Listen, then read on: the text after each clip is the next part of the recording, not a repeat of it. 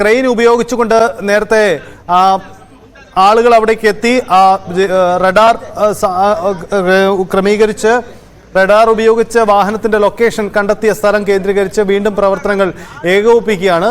ജില്ലാ കളക്ടർ അടക്കമുള്ളവർ സ്ഥലത്തുണ്ട്.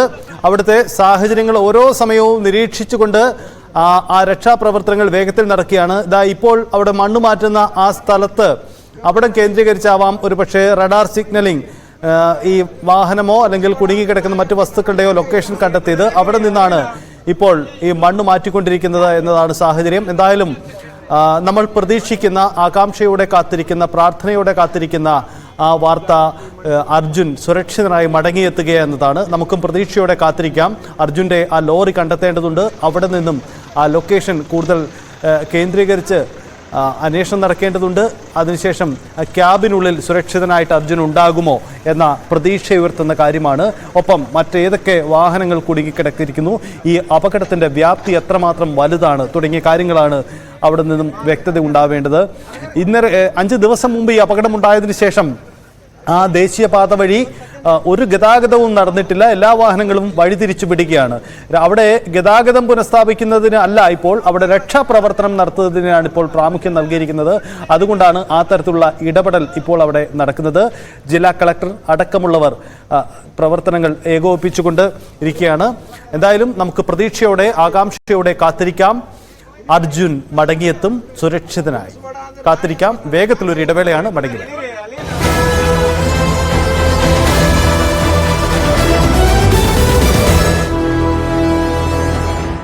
We have started the operations from 6 o'clock in the morning. As we can see, we have our NDRF team, we have NH people, we have our Coast Guard, naval people, police, fire service, everybody are there on field. One lane was cleared yesterday evening itself. We are doing the other lane also. One more technical person, a professor from NITK, National Institute of Technology, Karnataka, Surathkal. He is coming with a device called ground penetrating radar. So in that you will be able to find out if there is a device, andre truck idya ilva anta, whether it is there or not anta, we will be able to find out. And I am told it is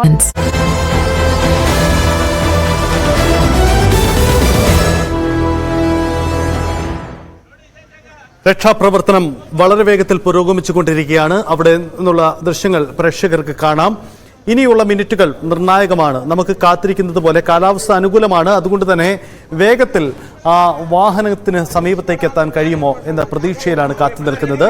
ചുരുങ്ങിയ മാധ്യമ പ്രവർത്തകർ മാത്രം അവിടെയുണ്ട്. ഒപ്പം ചില അവിടുത്തെ MLA അടക്കമുള്ളവരുണ്ട്. മറ്റ് സർക്കാർ ഉദ്യോഗസ്ഥ തരത്തിലുള്ള കളക്ടർ അടക്കമുള്ള പ്രമുഖർ അവിടെയുണ്ട്. ബാക്കിയുള്ളത് രക്ഷാപ്രവർത്തകരാണ്.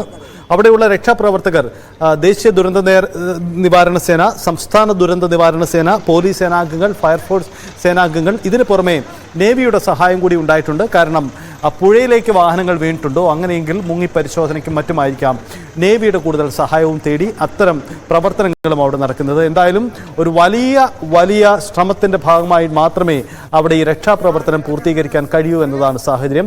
അത്ര വലിയ ദുരന്തമാണ് അവിടെ ഉണ്ടായത്. പ്രകൃതി ദുരന്തം അത്ര വലുതായിരുന്നു എന്നതാണ് നമ്മളെ ഈ ദുരന്തം ഓർമ്മപ്പെടുത്തുന്ന നിരവധി കാര്യങ്ങളുണ്ട്. അക്കാര്യങ്ങളൊക്കെ മറ്റൊരു ഘട്ടത്തിൽ വിശദമായി ചർച്ച ചെയ്യാം. പക്ഷേ എന്തായാലും ആ അപകടം അതീവ ദുഷ്കരമാണ്. കഴിഞ്ഞ കുറേ ദിവസങ്ങളായി റെഡ് അലേർട്ട് നിലനിന്നിരുന്ന സ്ഥലമാണ്. ആ രൂക്ഷമായ മഴയാവാം ഇത്തരമൊരു മണ്ണിടിച്ചിലിന് അവിടെ ഇടയാക്കിയിട്ടുണ്ടാവുക എന്ന് വേണം കരുതാൻ.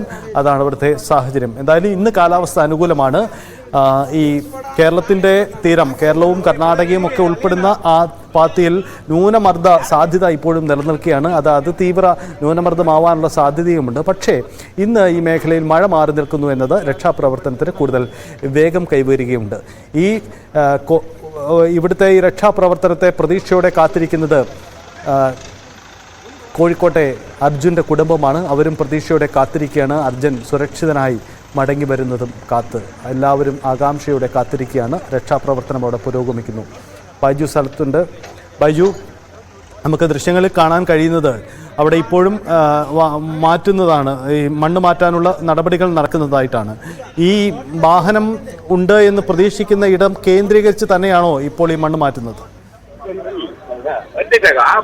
തീർച്ചയായിട്ടും ആ സ്ഥലം കൃത്യമായി JCB ഉപയോഗിച്ച് ഇപ്പോൾ മണ്ണ് നീക്കുന്ന പ്രവൃത്തികളാണ് നടക്കുന്നത്. കാരണം റഡാർ ഉപയോഗിച്ച് ഇപ്പോൾ അതിനകത്ത് ഒരു സാന്നിധ്യം കണ്ടെത്തിയിരിക്കുന്നത് ലോറിയുടെ അതാണെന്ന് സ്ഥിരീകരണം വന്നില്ലെങ്കിലും അത്തരത്തിലുള്ള സൂചനകൾ ലഭിക്കുന്നു. അതുകൊണ്ട് ആ സ്ഥലം ഇനി മണ്ണ് മാറ്റേണ്ടതുണ്ട്. അത് എന്താണെന്ന് കൃത്യമായി നോക്കേണ്ടതുണ്ട്. അർജുൻ യാത്ര ചെയ്ത ലോറി തന്നെയാണോ എന്നതും നോക്കേണ്ടതുണ്ട്. പക്ഷെ ഭീകരമായ ദൃശ്യമാണ് ഇവിടുന്ന് കാണാൻ സാധിക്കുന്നത്. നമ്മൾ നേരത്തെയൊക്കെ റിപ്പോർട്ട് ചെയ്യുമ്പോൾ മനസ്സിലാക്കിയതിനും അപ്പുറം വലിയ വ്യാപ്തി, ഒരുപക്ഷെ ആകാശ കാഴ്ചകളിൽ നിന്ന് പോലും കാണുമ്പോഴും ഇതിന്റെ ഭീകരത ഇത്രത്തോളം നമുക്ക് മനസ്സിലാക്കാൻ കഴിഞ്ഞില്ല. ഇവിടെ എത്തുമ്പോഴാണ് ഈ പുഴയുടെ ഒരു അവസ്ഥ. പുഴ പകുതിയും ഈ മണ്ണിടിഞ്ഞ മണ്ണ് നികന്ന ഒരു സാഹചര്യം. പകുതി മാത്രമേ ഇപ്പൊ പുഴ കാണാനുള്ളൂ.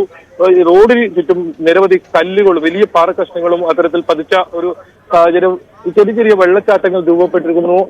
ഏതെങ്കിലും തരത്തിൽ ഇതൊരു ദേശീയപാതയാണെന്ന് ഓർക്കണം. വളരെ പ്രധാനപ്പെട്ട പൂനെ, മംഗളൂരു ആയിരക്കണക്കിന് വാഹനങ്ങൾ കടന്നു പോകുന്ന ഒരു ദേശീയപാതയിലാണ് നമ്മൾ ഈ ദൃശ്യം കാണുന്നത്. ആ ദേശീയപാതയിലാണ് ഇത്രയും വലിയൊരു അപകടം ഉണ്ടായിരിക്കുന്നത്. എന്തായാലും നിരവധി വാഹനങ്ങളാണ് ഇതിലെ ഓരോ മിനിറ്റിലും കടന്നു പോകുന്നത്.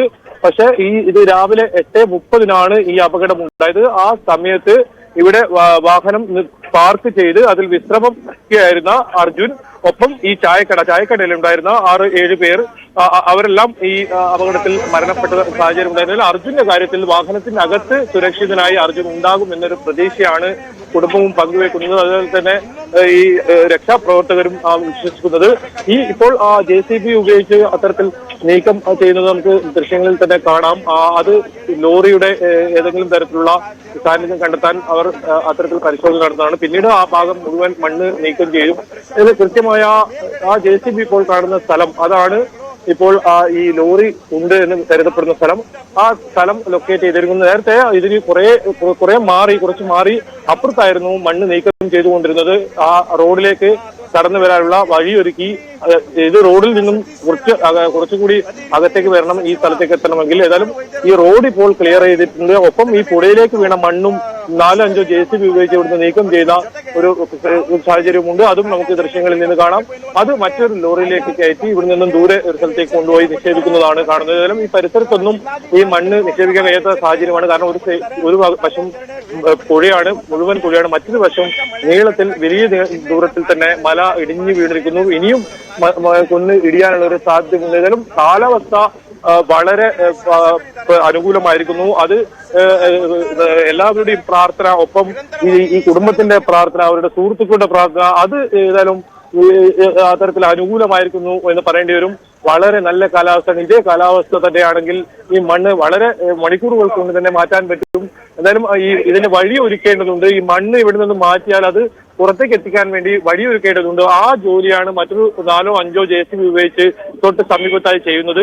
അതിനുശേഷം മാത്രം ഈ ഇവിടുന്ന് മണ്ണ് പൂർണ്ണമായും കൂടുതൽ JCB ഉപയോഗിച്ച് ഇത്തരത്തിൽ മാറ്റി കൊണ്ടുപോകുന്ന സാഹചര്യം ഉണ്ടാകും. അതാണ് നമുക്ക് മനസ്സിലാക്കാൻ സാധിക്കുന്നത്. എല്ലാ ഉദ്യോഗസ്ഥരും ഇത്തരത്തിലുള്ള ഉദ്യോഗസ്ഥരും ഇവിടെ ഉണ്ട്, ഉദ്യോഗസ്ഥ സംഘവും ഉണ്ട്. എന്തായാലും ഇപ്പോൾ ഒരു ആശ്വാസമുണ്ട്. പക്ഷെ ഈ ലോറി കണ്ടെത്തുന്നത് വരെ ഇപ്പോഴും നമുക്ക് ആശങ്ക തന്നെയാണ്. അർജുൻ എവിടെയെന്ന ചോദ്യം അപ്പോഴും ബാക്കി തന്നെയാണ്. ഈ ലോറി കണ്ടെത്തേണ്ടതുണ്ട്. ലോറി കണ്ടെത്തുന്നതിനായി ഉള്ള ഒരു കാത്തിരിപ്പിലാണ് ഇവിടെ എല്ലാവരും ഉള്ളത്. അതുപോലെ തന്നെ ഈ തത്സമയ ദൃശ്യം കാണുന്നവരും ഉള്ളത്. എന്തായാലും ന്യൂസ് 8-ന് ഈ വിവരം പ്രാർത്ഥനയോടെ കഴിയുന്ന നിരവധി ആളുകൾക്ക് മുന്നിൽ ആദ്യം എത്തിക്കാൻ കഴിഞ്ഞു. ഇപ്പോഴും ഇതിന്റെ ഓരോ ചിത്രവും ഓരോ നിമിഷവും എത്തിക്കാൻ കഴിഞ്ഞു. അതിന്റെ വാർത്തകൾ നൽകാൻ കഴിഞ്ഞു എന്നതും വലിയ കാര്യം തന്നെയാണ്. അത് തന്നെയാണ് നമ്മൾ ഇന്നലെ മുതൽ ഇവിടെ എത്തി ഇത്തരത്തിൽ റിപ്പോർട്ട് ചെയ്തുകൊണ്ടിരുന്നത്. ഏതായാലും അത് കൃത്യമായ സ്ഥലത്ത്, അതിന്റെ ആ ലോറി അപകടത്തിൽപ്പെട്ട സ്ഥലത്ത് തന്നെ നമ്മൾ എത്തിയിരിക്കുന്നു. അതായത് ഏകദേശം 11 മണിയോടുകൂടി തന്നെ ഞാൻ രാവിലെ ഈ റിപ്പോർട്ടിൽ പറഞ്ഞിരുന്നു, ഉച്ചയ്ക്ക് മുമ്പ് തന്നെ ലോറി ഉള്ള സ്ഥലം കണ്ടെത്താൻ സാധിക്കുമെന്നാണ് കരുതുന്നത്, പ്രതീക്ഷിക്കപ്പെടുന്നത്. അത് അതേപോലെ സാധിച്ചിരുന്നു. 11:45 ലോറി ഉണ്ട് എന്ന് ഏകദേശം ഉള്ള സ്ഥലം ഇപ്പോൾ സൂചന ലഭിച്ചിരുന്നു. ഇനി ഈ സ്ഥലം ഇത്തരത്തിൽ മണ്ണ് മാറ്റിയതിനു ശേഷം അതിനകത്ത് കാണുന്ന ലോറി അത് അർജുന്റെ തന്നെയാണോ എന്ന കാര്യത്തിൽ ഒരു സ്ഥിരീകരണം വരുത്തണം. അതിനുശേഷം മാത്രമേ ഇനി മറ്റിടങ്ങളിലേക്കുള്ള പരിശോധനകൾ ഉണ്ടാവും, മണ്ണ് മാറ്റുന്ന നടപടികൾ ഉണ്ടാവും. അതിനിടയിൽ ഈ ഇരുവശത്തുമുള്ള മണ്ണ് ഇപ്പോൾ നീക്കം ചെയ്ത് ലോറി ഇവിടുന്ന് മണ്ണ് മാറ്റി കൊണ്ടുപോകാനുള്ള ഒരു പാത ഒരുക്കുന്ന ഒരു പ്രവൃത്തിയാണ് ഇപ്പോൾ നടക്കുന്നത്. നിരവധി പോലീസ് ഉദ്യോഗസ്ഥരുണ്ട്.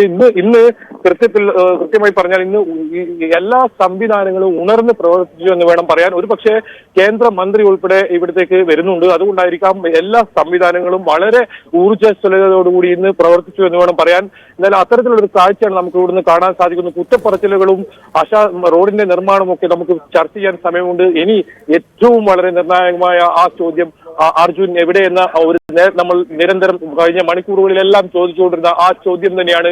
അർജുനെ കണ്ടെത്താനുള്ള ആ ശ്രമം തന്നെയാണ്. അത് ഇനി വളരെ പെട്ടെന്ന് വളരെ വേഗതയിൽ തന്നെ നടത്താനുള്ള ഒരുക്കത്തിൽ തന്നെയാണ് ഉദ്യോഗസ്ഥരുള്ളത്. ഇനി ഏതെങ്കിലും തരത്തിലുള്ള ഒരു അലംഭാവം ഉദ്യോഗസ്ഥരുടെ ഭാഗത്ത് നിന്ന് ഉണ്ടാകില്ല. കാരണം അത്രത്തോളം സമ്മർദ്ദം അവർക്ക് മേലുണ്ട്. അത് മുഖ്യമന്ത്രി നേരിട്ടായാലും കേന്ദ്രമന്ത്രി ആയാലും കേരളത്തിൽ നിന്നുള്ള മുഖ്യമന്ത്രി പിണറായി വിജയൻ ഉൾപ്പെടെയുള്ളവരായാലും സുരേഷ് ഗോപി ഉൾപ്പെടെയുള്ള അതാണ് ബൈജു സൂചിപ്പിക്കുന്നത് പോലെ കേരളത്തിൽ രാഷ്ട്രീയ നേതൃത്വങ്ങൾ രാഷ്ട്രീയം മറന്നുകൊണ്ടുള്ള വലിയൊരു ഇടപെടലുണ്ടായി. പലപ്പോഴും അപകട ഇടങ്ങളിൽ ദുരന്ത മുഖങ്ങളിൽ കേരളം കാട്ടാറുള്ള ഒരു മാതൃകയാണത്. അതുതന്നെ നമ്മുടെ ഭാഗത്തു നിന്നും ഉണ്ടായിട്ടുണ്ട്. അതിൽ രാഷ്ട്രീയമില്ല. ദുരന്ത മുഖങ്ങളിൽ നമ്മൾ ഒന്നിക്കും. അതിനപ്പുറമാണ് രാഷ്ട്രീയം. എന്തായാലും നമ്മൾ ഒന്നിച്ചു നിന്നു. എല്ലാവരും അത്തരം ശ്രമങ്ങൾ നടത്തി. അതിനൊടുവിൽ ഇത്തരം പ്രവർത്തനങ്ങൾക്ക് കൂടുതൽ വേഗം കൈവന്നു എന്ന് വേണം കരുതാം. പക്ഷേ ഒന്നും നമുക്ക് ഓർക്കണം, ഈ രാഷ്ട്രീയ സമ്മർദ്ദങ്ങൾക്കും അധികൃത ഇടപെടലിനും അപ്പുറം ഇത് വലിയ ദുരന്തമാണ്. കാരണം ഇവിടെ അധികൃതരുടെ പിന്നോട്ട് പോക്കിനും അപ്പുറം അത്തരം ചില വിമർശനങ്ങൾ ഉണ്ടെങ്കിലും അതിനും അപ്പുറം എത്രയോ ദുഷ്കരമായൊരു ദൗത്യമാണ് അവർക്ക് മുന്നിലുള്ളത് എന്നതാണ്. ആ ദൗത്യം പൂർത്തീകരിക്കുന്നതിൻ്റെ തിരക്കിലാണ് അവിടെ. കാരണം അത്ര ഒരു വലിയ മണ്ണിടിച്ചിലും ആണ് ഉണ്ടായത്. പലപ്പോഴും കാഴ്ചക്കാരായി മാറി നിൽക്കേണ്ടി വരുന്നു എന്നത് ഈ ഒരു അവസ്ഥ ഇത്ര വലുതും എന്ന അവസ്ഥയിലേക്ക് തന്നെയാണ് വന്നിരിക്കുന്നത്. അതുകൊണ്ട് തന്നെയാണ് ഈ സാഹചര്യങ്ങൾ ഇത്ര കണ്ട് ദുഷ്കരമാണ് എന്നുകൂടി നമുക്ക് മനസ്സിലാക്കേണ്ടി വരുന്നത്. നേരത്തെ ബൈജു സൂചിപ്പിക്കുന്നത് പോലെ ആ മണ്ണൊലിച്ചു പോയ ഇടത്തുകൂടി പുതിയ വെള്ളച്ചാലുകൾ രൂപപ്പെട്ടതായി നമുക്ക് കാണാൻ കഴിയും. അതായത് വലിയ രീതിയിൽ ദിവസങ്ങളായി അവിടെ നിലനിന്നിരുന്ന മഴയുണ്ട്. ആ മഴയിൽ കുതിർന്ന മണ്ണ് ഒരുപക്ഷെ വലിയ മണ്ണിടിച്ചിലായി പിന്നീട് മാറുകയാണ് ചെയ്തത്. പലപ്പോഴും ഇത്ര രൂക്ഷമായ മണ്ണിടിച്ചിൽ ഉണ്ടാവുന്നതിന് പല കാരണങ്ങളാണ് ശാസ്ത്രീയമായി പറയപ്പെടുന്നത്. ഒന്ന്, ആ സ്ഥലത്തിൻ്റെ ഭൂഘടന പൊതുവെ ദുർബലമായ ഭൂഘടന നിരന്തരമായ മണ്ണിടിച്ചിൽ ഉണ്ടാക്കുന്ന സാഹചര്യം ഉണ്ടാവും. പക്ഷേ പൊതുവിൽ നല്ല ഉറപ്പുള്ള മൺഘടനയാണെങ്കിൽ കൂടിയും മണ്ണെടുപ്പോ അല്ലെങ്കിൽ പുതിയ നിർമ്മാണ പ്രവർത്തനങ്ങൾക്കോ ഇടവച്ചാൽ ഒരുപക്ഷെ അവിടെ മണ്ണെടുപ്പ് പെട്ടെന്നുണ്ടായേക്കാം. അത്തരം ഏത് സാഹചര്യമാണ് ഇവിടെ ഉണ്ടാക്കിയത് എന്ന പ്രധാനപ്പെട്ട കാര്യമാണ്. ഈയിടയിൽ പൂർത്തിയാക്കിയ ദേശീയപാതയാണ്. അപ്പം ദേശീയപാതയുടെ ഭാഗമായി വലിയ മലഞ്ചെരുവുകൾ വെട്ടി അതിലെ റോഡ് നിർമ്മിക്കുക നമ്മൾ സ്വാഭാവികമായും പൊതുവിൽ കണ്ടുവരുന്ന രീതിയാണ്. അത്തരം എന്തെങ്കിലും പ്രശ്നങ്ങൾ ഇത്തരമൊരു അപകടത്തിലേക്ക് വഴിതെളിച്ചോ എന്ന കാര്യമൊക്കെ പരിശോധിക്കപ്പെടേണ്ടതാണ്. എന്തായാലും സംഭവിച്ചത് അവിടെ നിരവധി വാഹനങ്ങൾ യാത്രാമധ്യേ നിർത്തി വിശ്രമിക്കുന്ന ഒരു വണ്ടിത്താവളം എന്നറിയപ്പെടുന്ന ഒരു മേഖലയായിരുന്നു. അവിടെ കടകളുണ്ടായിരുന്നു, ചില വീടുകളുണ്ടായിരുന്നു.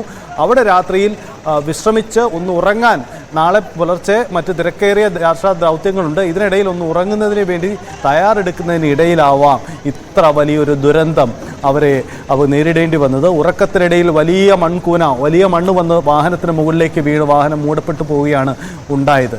അതുകൊണ്ട് എന്താണ് സംഭവിച്ചത്, തങ്ങളുടെ ദുഷ്കരമായ അവസ്ഥ എന്താണെന്നൊന്ന് ബന്ധുക്കളെ അറിയിക്കാൻ ഒന്നും കഴിയാത്ത അവസ്ഥയിലേക്ക് ഇവർക്ക് പോയി എന്നതാണ് ഇത്തരം സാഹചര്യം ഉണ്ടായത്. ഷുരൂരിൽ